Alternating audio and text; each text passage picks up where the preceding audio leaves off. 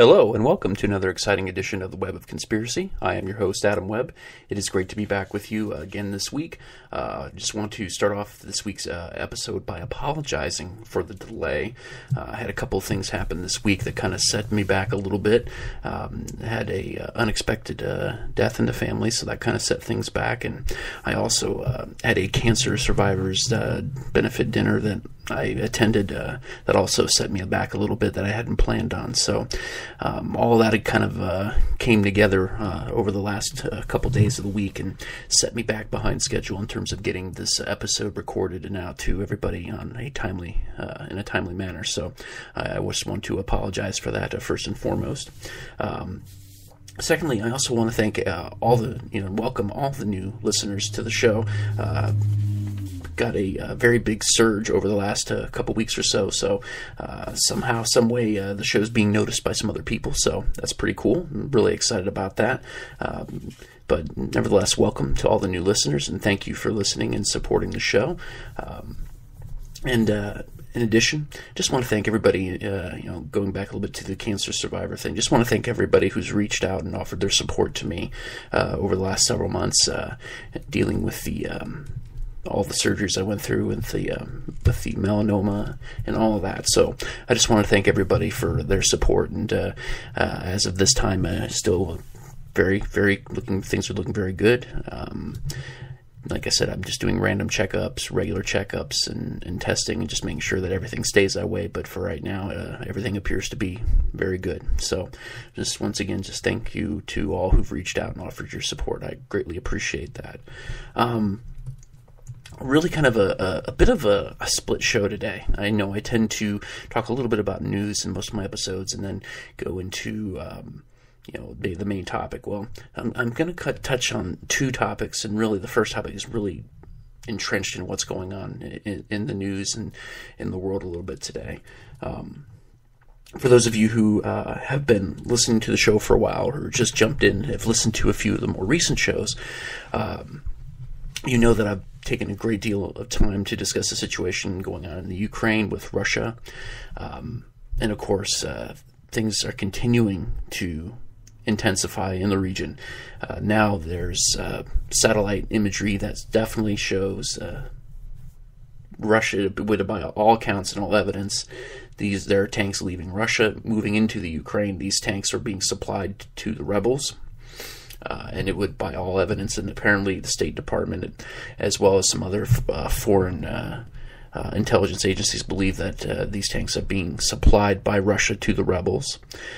So, of course, the plot continues to thicken and continues to intensify. Not only tanks, but also there are reports that Russia is supplying these rebels with rocket launchers as well, as was the case of the airliner that was shot down just last night, killing everyone on board. Of course, there was 9 crew members, and the rest were part of the relieving force that was going in there to relieve another Ukrainian military force. So this is a situation that continues to get intense. Now, Putin in Russia is calling for the Ukraine to de-escalate tensions with the rebels in the east and go and meet to the table. Now, I personally, I have to admit, I'm a little puzzled by this. Most nations, when you're dealing with a rebellion force inside your own nation, you enter a civil war type of situation. Certainly, in looking at this from an American perspective, when you have a force that decides it wants to separate itself, there's conflict, and the idea of another nation getting involved and offering their support tends to murky the waters a little bit, right?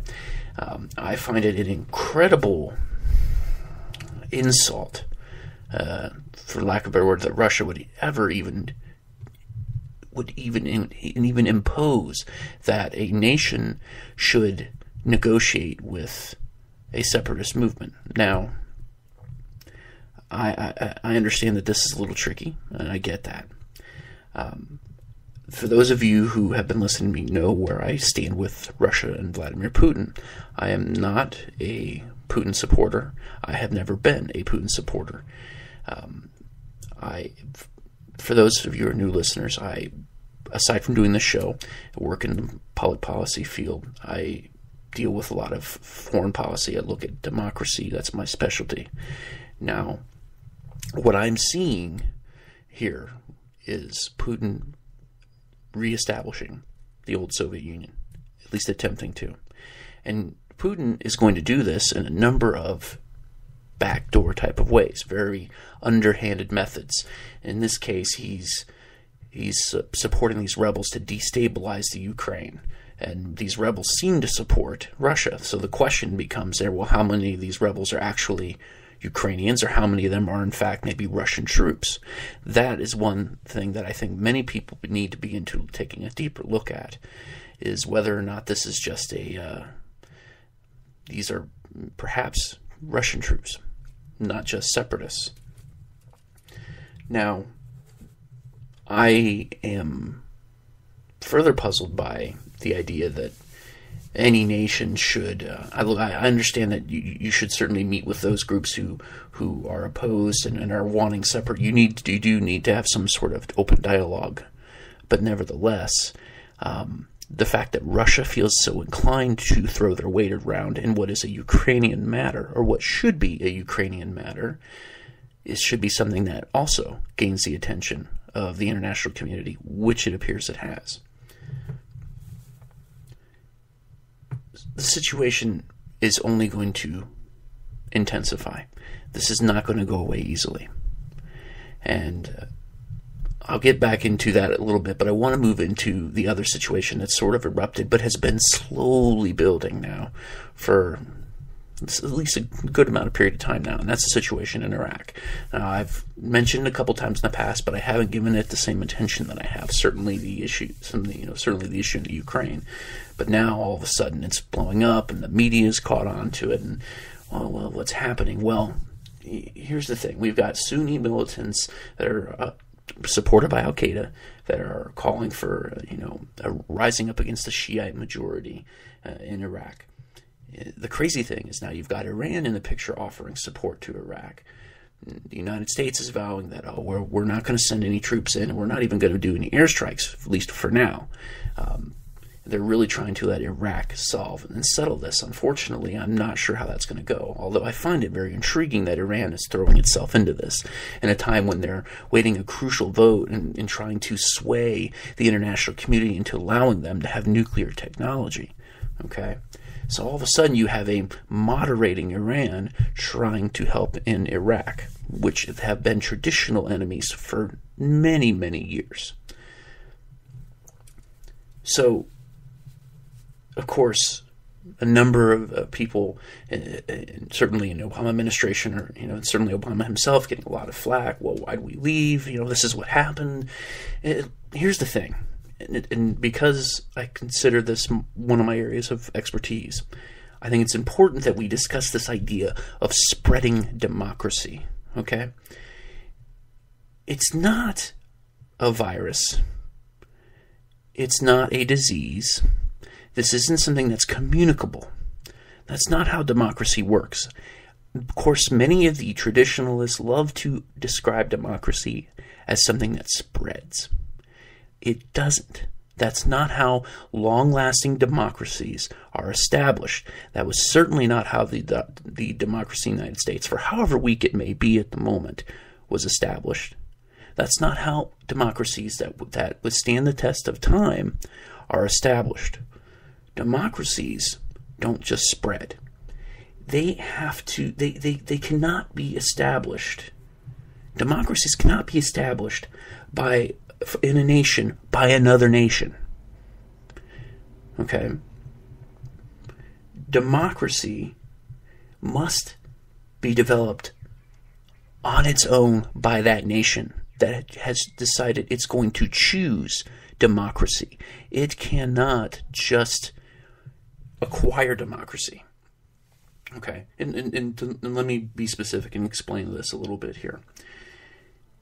we have made great efforts in a number of nations we've gone in and we've brought in our troops, and we brought in our advisors to say, okay, this is how you start, this is how you establish a democracy, this is what you do, these are the methods. And what happens within months or just a few years after we've helped establish these regimes, they're challenged and in most cases toppled. Why does that happen? Well, first off, an independent nation should not have its government established by another independent nation. Okay? It may provide a basis, but if there's any thought that this government is a puppet government or is a government established by another government, it will not hold any true legitimacy and will not be supported by the people, because the people are what make the democracy work. And if the people believe that it is not real, they're not going to throw their support behind it. So this idea that we can take democracy from the United States or Great Britain or any of these other democracies in the world, and then we can take it and spread it like a disease, or spread it like a virus, or spread it like a lathering butter over toast. It doesn't work like that. It just doesn't. Those analogies, that word is a horrible word in an attempt to explain democracy. The only way, from my standpoint, of truly creating long-term, stable democracy is that whoever is in power, whoever controls the power, or at least sways the authority in this particular nation, and has enough clout to create a democratic government. It's one thing if they want to bring in advisors, but they cannot bring in advisors from another autonomous nation. It must bring a group of advisors from a non-governmental organization. Now, many people would say, oh, well, that's where the UN should get involved. And I'm not necessarily saying the UN shouldn't. However, there are many who certainly have a great deal of suspicion with regards to the UN. So it is in my opinion that there should be a sort of conglomerate of many democratic nations that offer advising to nations that are looking to establish democracy. Now, it's very important that there are hard and fast rules, because these nations trying to establish, they have to be advised, not driven, okay? The people must drive it. But if they're wanting advice, if they're seeking help, seeking assistance, seeking aid, then a non-governmental organization with representatives from all the major democracies on the planet should be involved in helping and assist and giving advice to these burgeoning democracies. But the United States cannot establish a democracy in another nation. We have certainly seen that now. That is not how it works. It has to come from within. I'm not saying that we shouldn't get involved. That's not what I'm saying at all. I'm not saying that we shouldn't offer some sort of peacekeeping force, because in some cases I think it's necessary. But if we want a true, long-standing democracy, it has to come from within. And yes, it can certainly be built and based on, premises from other democracies. That's how the United States was born. It was born out of a basis of fundamental rule of law. Now, of course, things have changed certainly, and things weren't exactly the way they were in by any means with the UK, but there was a fundamental basis in place. And it's important that any burgeoning nation takes the same approach. But it cannot be steered by what many look as this monster that just wants to control and dictate every government. The United States cannot be the lead in this. It has to be an effort by other democracies, not just the United States. Unfortunately, then the United States feels this need to wave the banner of democracy. And while that's great, it's not necessarily always the most representative for how things truly are in the United States. And there are many other nations that are a far better example of a of a democracy. Certainly other nations that are much stronger examples. Many Scandinavian nations, you could pick any one you want, would be a much better example. Nevertheless, democracy must come from within. It cannot be spread. And that is a misnomer, and we're seeing that now. We're seeing that in Iraq, okay? And we're seeing a bit in the Ukraine even. However, that situation is being exacerbated by Putin and Russia. And as I said, I'm suspicious as to how many of these separatists are truly Ukrainian separatists and are not, in fact, Russian troops. Remains to be seen. We'll see. Nevertheless, those were a couple of big issues in the news this week, and certainly towards later in the week, and I really felt the need to touch on those. So I will continue to monitor those situations and discuss those, I'm sure, in upcoming weeks. So switching gears now, and this is quite a big gear shift here. I'm going to talk about something that I've been kicking around doing a show about now for a number of months. And I know it came up in the chat room. I did a live chat on the website, and it came up in the chat room there. And that's the Nazca Lines, okay? Now, these lines, for those who are not familiar with them, because I know there are some out there that are and some that aren't, these Nazca Lines, they're located in the area near Nazca, Peru, hence the name, and which is approximately about 200 miles or so south of Lima, Peru. Okay. Now these lines, what exactly are these lines? Well, the best way to describe them is they're described as geoglyphs, and they're these lines in animal life forms and shapes and geometric figures that have been etched into the ground. And it's in this massive area. It's approximately 200 square miles in this area that has these drawings, and some of them are very, very impressive. A monkey, a hummingbird. There's just, like I said, there's several. I can't even, by my count, by what I've been able to research and find, there's approximately 900 or so different shapes, and then over 70 of these biomorphs that actually look like other life forms, that are depicting life forms of some sort. Now, when were these constructed? Well, here's what we do know for certain. They were discovered in 1927 by a Peruvian archaeologist who saw them while hiking in the mountains, and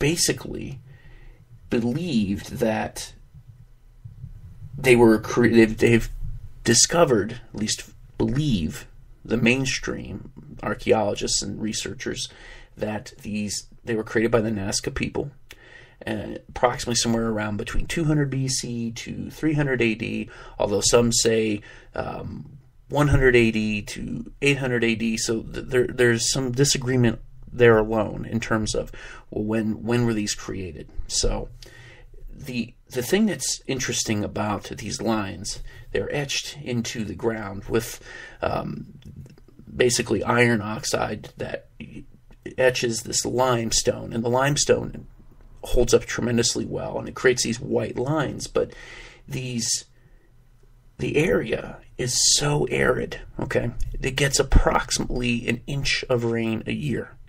Now think about that for a minute, an inch of rain. The conditions are almost at a standstill. There's very little wind. There's, of course, next to no rain whatsoever. The conditions are in such a manner that all of these glyphs and lines and figures and drawings are immaculately preserved. Okay? If it was possible, and now my understanding is that the area is protected to a certain degree, but if you were to go draw or graffiti your name in there, as long as no one else touched it, it would remain there for hundreds of years, maybe longer. Okay? In this case, thousands of years, some believe. So these glyphs, now there's some debate about the visibility of these glyphs. There are those who claim, and having never been there, I can't say for certain, there are those who claim that these glyphs can be seen from the ground. At certain angles, certain positions, some of these you can see. However, many of these glyphs are much easily seen from the sky. Okay, from an airplane, from the aerial view looking directly down. It's much easier to view these from above. So this leads many researchers to some different questions here. What are these things really for? Is this just artwork? What is the nature of these figures? Now, there's a number of different, more traditional explanations. There are some researchers who believe that this, in fact, it was it's supposed to be a representation of the universe, that what you're seeing on the ground is just a giant observatory, that it's supposed to align with other constellations, so to speak, right? Much in the way that scientists, when they looked at the sky, created these constellations of Orion's Belt, the Big Dipper, and created these random images. It's believed that by some that perhaps that is the true intent in these figures, in these geoglyphs, is that they're trying to mimic the sky above. Now, there was a researcher who put these figures to scale in a computer program, attempting to compare it to the actual sky above. And what they found was that the likelihood that there was any sort of alignment was no different than what you would get just by a random opportunity.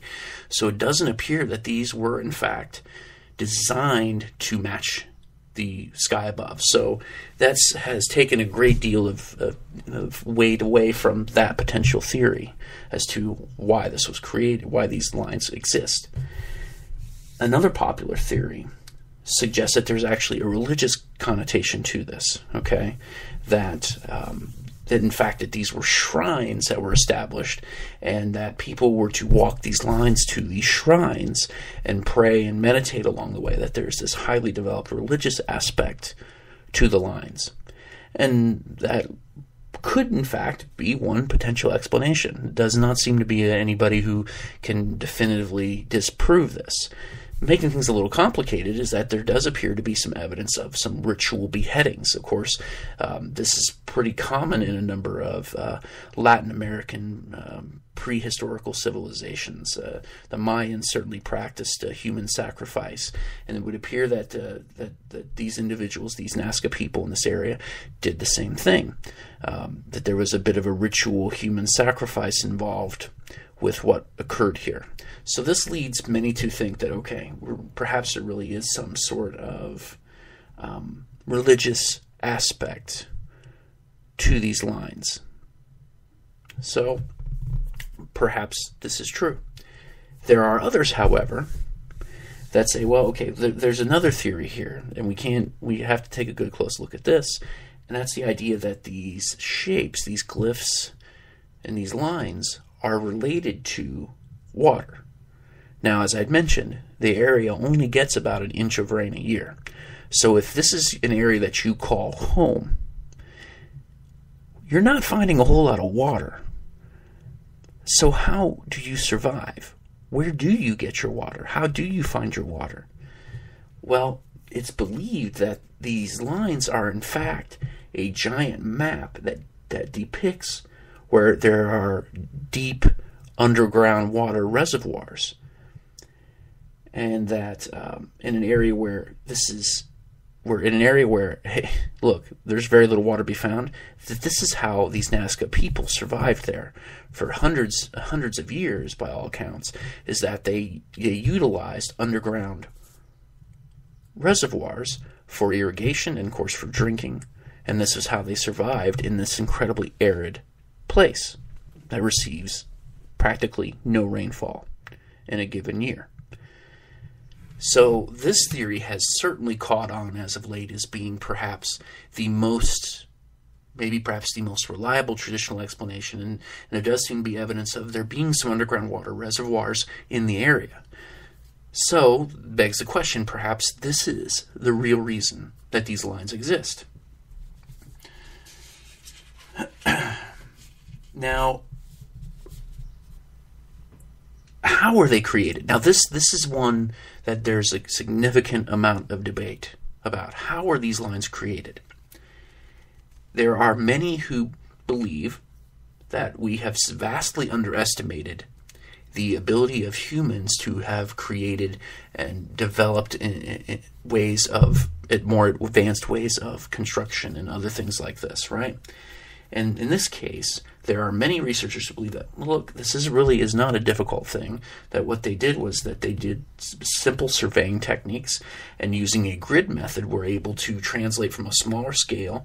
They in fact created a model, so to speak, on a smaller scale, and then just using a grid method, it made it much bigger, much larger in scale. Okay? And that was the reason, and that was how they were able to create these massive, in some cases 1,000 feet. One line stretches almost 9 miles. Okay? So we're talking about massive in size. These aren't just going out in the snow and laying down and making snow angels. Okay? And these were much larger, very detailed, and very intricate type of work that would have been very difficult if you did not have knowledge of surveying techniques and using a grid method. This would have been an almost impossible feat. Now, there is also another researcher who argued, okay, well, the argument there was that they, in fact, had enough raw materials and the ability in this area to, in fact, create a balloon, and that someone went up in a balloon above and gave instructions as to how to create this. Now, when they've tried to recreate this balloon, it hasn't been able to last very long. It hasn't stayed up in the air long enough to be able to oversee these large projects. So there are many who believe, okay, well, this doesn't really hold much water because we haven't been able to 100% recreate this with any kind of reliability. So this really starts to leave a more traditional explanation in terms of perhaps that there is, they did in fact use a grid method and surveying techniques, and it was done in an effort to either pay, in some sort of religious ceremony, or perhaps it was in fact to find water, and it was a way of depicting where water sources were. So these are a number of the traditional explanations. Now, there is one other explanation, and for those of you who are familiar with the Nazca Lines, you're certainly already familiar with this. And for those of you who've watched the Ancient Alien shows on History Channel or are at all familiar with the Ancient Astronaut Theory, you'll recognize the name Erich von Däniken. Now, Erich von Däniken has, when visiting this area, put forth this idea that these were built for visitors from the skies to land their ships, that these were, in some cases, landing strips, markers, identifying markers for extraterrestrials to come down to Earth and to visit and to land in this area. Now, this idea has certainly caught on, and there's a number of reasons for this. Okay, of course, the huge scale, the almost appearance that perhaps the only way you could do this would be to see from above, right? That perhaps that this was the only way that these native peoples could have done this, that they could not have had the technology or the knowledge to do this on their own. That, well, perhaps they really would have needed some help from above, guiding them in how to do this. So this leads many to this potential explanation that, well, perhaps these are in fact extraterrestrials that were guiding the people into creating these runways and creating all this for their individual markings so that they could find their way in this region again. And it's an intriguing thought. And the reason why I haven't totally dismissed this is, of course, for those of you who have been listening for a while know that I do believe that there is extraterrestrial life out there. I do believe it has visited this planet. Whether or not it's currently visiting, whether or not it's involved in any kind of foundations of our civilization remains questionable. However, there is one geoglyph in the Nazca Lines that is, to me, perhaps the most impressive geoglyph. And this one is often commonly referred to as the astronaut, or el astronato in Spanish. And this individual, I don't really know the scale, but it's etched into almost like a cliff rising up, and it can be very easily seen. And it's very easy to cannot tell what it is. It appears to be a humanoid type of figure, almost looking like it's waving in a greeting. But the head is a very unique looking head. There's two very big eyes and an oddly shaped head. It's humanoid, but it doesn't appear to be human. So when you look at this particular glyph, and you ask yourself, this appears to be a greeting. Well, maybe perhaps the artist did a poor job trying to depict a human, or they were trying to depict a representation of the visitors that came from above, and this was a welcoming sign to them. Perhaps there was this religious aspect to it as well. If they believed that these beings from above were their gods or their creators or whatever the case may be, then perhaps there was a religious significance in this as well. But nevertheless, it almost appears as if, though, they're representing, okay, this is where you've been before. This is your welcome. This is one of your people etched into the mountain, telling you that this is okay for you to come. This is an okay place for you to land. This is where you need to be. This is your guidepost, so to speak. So this idea of these lines being for visitors from above has really taken off, and in part has a lot to do with this particular geoglyph. It is very intriguing. And you can do plenty of Google searches or Bing searches or any of the other search engines that actually don't track and monitor everything you do. You could do a simple search engine, look up for the astronaut, Nazca Lines, the astronaut, and you'll find a number of images for this, and it is intriguing looking. It doesn't look human, but it looks human-like. So when you see this, you begin to think, well, okay, I could see why someone would see this and believe that perhaps this is a depiction of some visitor from above. And maybe this is, in fact, the true reason. Perhaps this really is why the Nazca Lines exist. So the thing that you have to ask yourself when you're looking at the question of the Nazca Lines really comes down to a question of, do you believe that these Nazca people, these ancient peoples, had the ability to and had mastered surveying techniques and understood a grid method well enough to take this from a smaller scale and turn it into a large scale operation, and do such in a way that could be easily depicted and not lost its way, to make a straight line 9 miles long, to create very intricate spirals and very, very detailed type of work without being able to see from above. Because that's the question. If, in fact, they were able to see from above, the obvious question that we can tell based on the balloon experiment is that the only way that they were going to get from above is if somebody else took them there. So if they, in fact, did not possess the knowledge to do this, then they would have had to have seen it from above. Which then leads us to at that time, the only explanation. And that would be that some other advanced civilization with the ability to fly took these individuals, took these peoples above and said, this is how you do this is how you make this, or guided them in how to make it. However, if you believe that they had the technology and the know-how and the ability to do this without being in the sky, then there really isn't much weight to the idea that the ancient astronaut theory exists.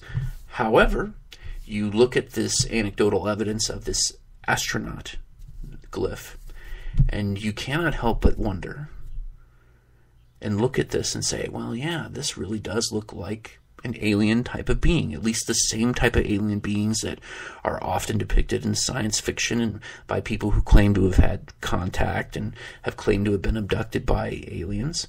Then this does have a similar type of look. So maybe there really is something here. Where I come down in this whole Nazca Lines thing is simply this. I don't know whether or not these people had the ability to master this. There are many who would say that they did. However, it's questionable. Certainly it's questionable. However, if you look at what the Egyptians did, and if in fact the Egyptians did this without any sort of assistance at all in terms of making the pyramids, then why couldn't these people in Latin America and South America be able to create these images into the limestone in higher elevations in Peru? So do I believe that the Nazca Lines were created with help from extraterrestrials or done solely as by the work of humans, and for a number of different reasons, which may or may not include aliens? I don't know. I'm simply uncertain. And I know that a number of people would love to be able to have a solid opinion. And look, as I've said several times on the show, if you listen to one person to try to give you an opinion or a belief, and you want to base your ideas based on solely one person, you're making a horrible mistake. I encourage everybody to go out and look for themselves, research for themselves, and make up your own mind. There's enough there to make me suspicious, and enough there to make me question whether or not there's an extraterrestrial element to Nazca. And certainly seeing the astronaut geoglyph, makes it even more interesting and compelling that perhaps there is an element of the extraterrestrial involved here, whether they guided or whether these were created as an effort to get the visitors to come back. And that's why the astronaut was created, to come back, to bring them back. You begin to wonder if perhaps that might in fact be the element here. That they develop this shrine to call back those ancient ones, to come back and visit, to help, to guide, to assist, and perhaps in a way that they had done once before. Maybe that is the real story behind Nazca, not so much that they were created by these visitors from above, or created with the assistance from visitors from above, but perhaps visitors from above had already given these people the technology, and these people had this ability to survey and create this grid method, and decided that they wanted them to come back. They wanted these ancient visitors from above to come back and see what they could do and how much they had created, and were creating this astronaut as a sign to return. That might in fact be the real purpose for the Nazca Lines. Well, that's what I have for everybody this week. Once again, I want to apologize for the delay in getting the episode out there. This is not something that happens to me too often, but every now and again, life does get in the way. So, once again, thank you for your patience, and thank you for your support, and welcome to the new listeners. I hope you enjoy the program. And if you have any comments, questions, suggestions, feel free to email me at web2bsofconspiracy@gmail.com. Also, if you haven't liked the show, check it out on Facebook. There's also, of course, Twitter. I'm pretty active on Twitter, and Google Plus as well. And check out the show's website, webofconspiracy.wix.com/web-of-conspiracy. I try to update that every now and again, although I haven't been on there to update that as much. But by all means, feel free to drop me an email, let me know what you think, and if you have any other suggestions too. If there's any show topics or anything in particular that you'd like me to talk about, to cover, let me know. I'm always interested in getting feedback from the listeners. So once again, thank you to everybody for listening, and I'll be back with you again next week.